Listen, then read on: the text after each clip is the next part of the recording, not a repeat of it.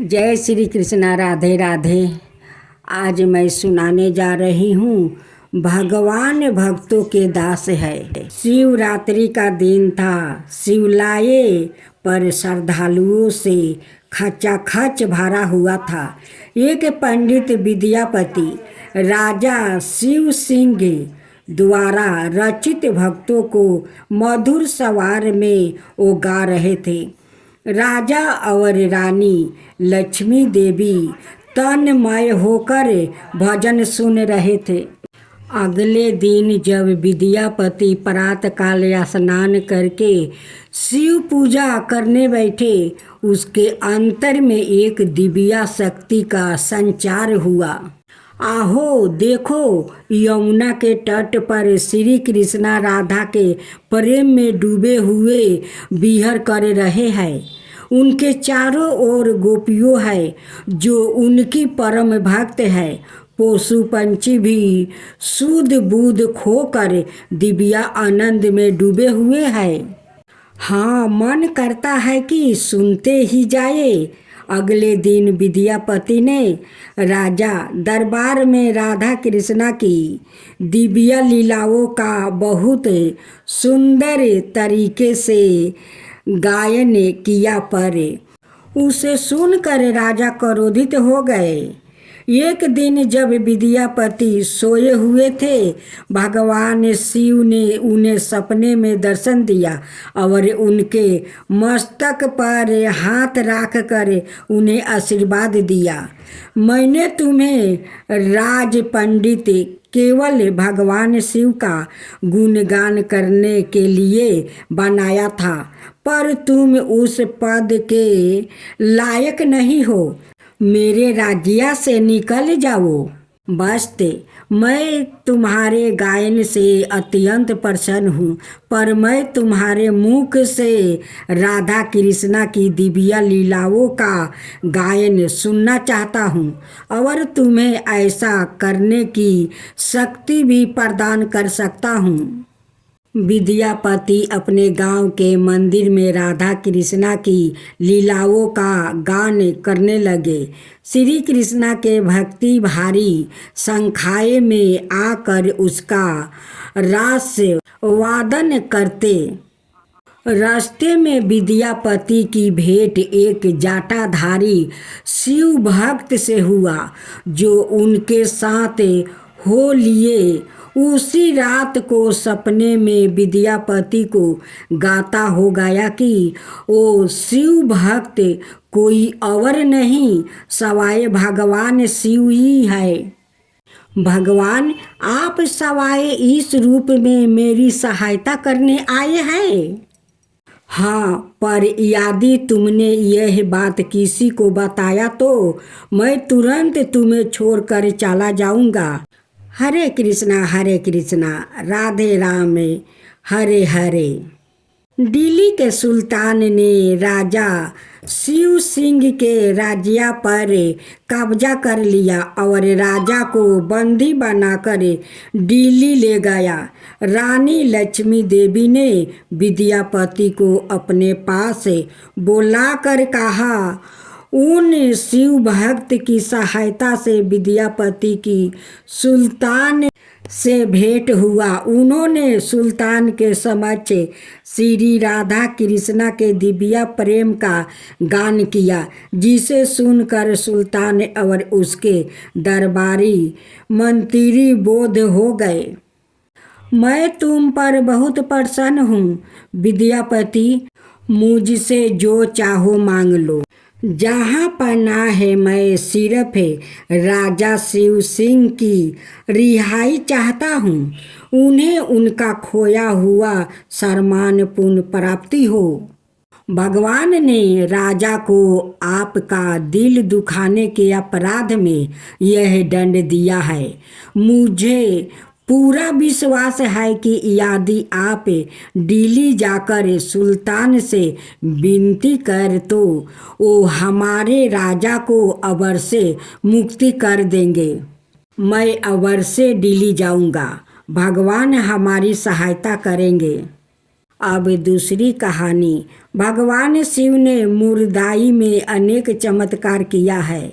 उनका संकलन परम ज्योति मुनि वर ने भगवान की दिव्य लीलाएं नाम का एक पुस्तक में किया है। एक पंडायन राजा की यह कहानी इसी पुस्तक से उदित है। मेरुलाथन का संतान काल था। महाराज अपने सभी 64 कलाओं में सीधे प्राप्ति कर लिया है और आप पर समस्त प्रजा को गर्व है। मुरदाई में तब राजा शेखर पंड्यायन का शासन था। वो मुरदाई के अधिपति भगवान सोम सुंदर के अनाए भक्त थे। मुरदाई के उस मंदिर में चलो। एक प्रसिद्ध बिरधन ने राजा राजशेखर से भेंट की। इस दिव्य रजत मंदिर में नृत्य करने वाले भगवान, मैं आपका अनाय सेवक हूँ।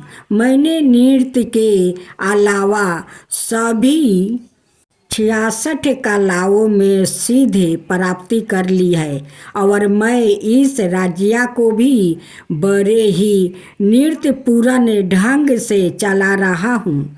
यह सब आपकी कृपा का फल है प्रभु। पंड्या राज की जय हो। मैं चलो राज्य का राज कवि हूँ। आपका स्वागत है कविराज जी। राजा ने राजकवि का स्वागत सत्कार किया और दोनों वार्तालाप करने लगा। राजा ने अपने दरबार में नृत्य कला में पारंगत कलाकारों को आमंत्रित किया। उन्होंने राजा को नृत्य कला की शिक्षा दी। महाराज, हमारे राजा ने समस्त 64 कलाओं में सीधे प्राप्ति कर ली है। आपने केवल 66 कलाओं को ही सिद्ध किया है। आप नृत्य कला के बारे में कुछ भी नहीं जानते। जब राजा नृत्य कला सीख चुके, आप लोग को जिन्होंने मुझे नृत्य कला की इतनी अच्छी शिक्षा दी है, यह सब भेंट देते हुए मुझे अपार हर्ष हो रहा है। महाराज की जय हो। धन्यवाद राजन, आप बड़े उदार है। चल के राज्य कवि के इस अपमानजनक बात को सुनकर राजशेखर को क्रोध आ गया। मैं शीघ्र ही नृत्य कला में भी पारंगत होकर दिखा दूंगा। एक दिन जब राजशेखर नृत्य कर रहे थे, उन्होंने सोचा शिवरात्रि का महापर्व आया। राजा ने शास्त्रोक्त विधि से भगवान शिव की पूजा संपन्न की। मुझे अपने प्रभु भगवान शिव के सामने नृत्य करने की चेष्टा करनी चाहिए।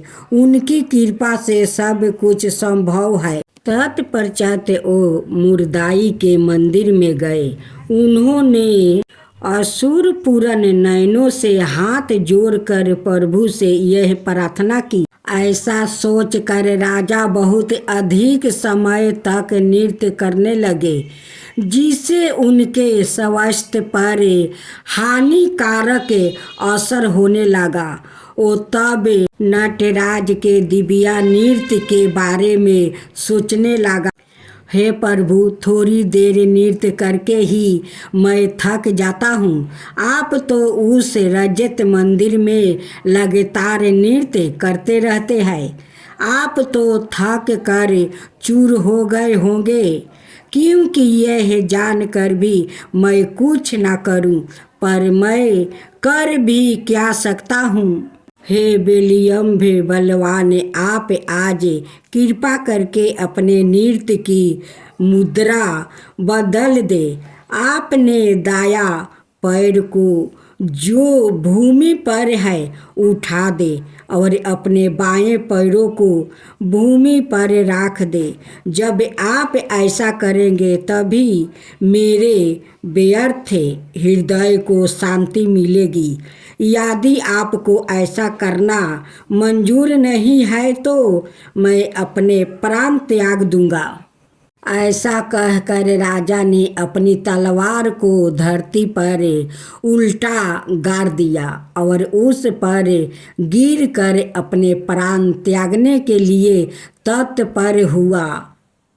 उसी समय नटराज ने अपनी मुद्रा परिवर्तन कर दिया।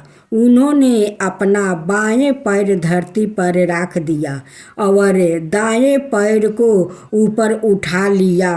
यह देखकर राजा आनंद विभोर हो गया और प्रभु का गुणगान करने लगा। नटराज ने राजा की प्रार्थना स्वीकार कर ली। उस समय से बेलियम भी बलवान अपने भक्तों को इस मुद्रा में दर्शन देते हैं। हे बेलियम भी बलवान, मैं आपसे प्रार्थना करता हूँ कि आप इसी मुद्रा में स्थित होकर अपने भक्तों पर कृपा करते रहे। जय शिवा ओमकारा, प्रभु हरे शिवा ओमकारा, ब्रह्मा विष्णु सदा शिव अर्धंगिनी धारा। ओम जय शिवा ओमकारा, एकानन चतुरानन पंचानन राजे, शिव पंचानन राजे, हंसासन गरुड़ासन विषवाहन साजे। ओम जय शिवा ओमकारा, दो भुज चार चतुर भुज दस भुज अति सोहे, तीनों रूप निरखता त्रिभुवन जन मोहे। ओम जय शिवा ओमकारा,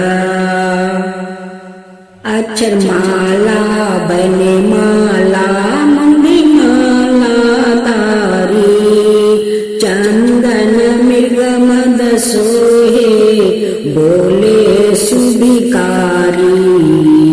ओम जय शिवा ओमकारा, श्वेतांबर पीतांबर बागंबर अंगे, सनकादिक बरे मादिक भूतादिक संगे। ओम जय शिवा ओमकारा, करिके मध्यम कमंडल चक्र त्रिशूल धरता, जग करता जग भरता जग पालन करता। ओम जय शिवा ओमकारा, ब्रह्मा विष्णु सदा शिव जानते अविवेका, प्राण बचर के मध्यम यह तीनों एका। ओम जय शिवा ओमकारा, तिरगुण शिव जी के आरती जो कोई नर गावे, शिवा जो कोई नर गावे। कहत शिवानंद स्वामी मन भजत शिवानंद स्वामी, मन बाचित फल पावे। ओम जय शिवा ओमकारा, जय शिवा ओमकारा।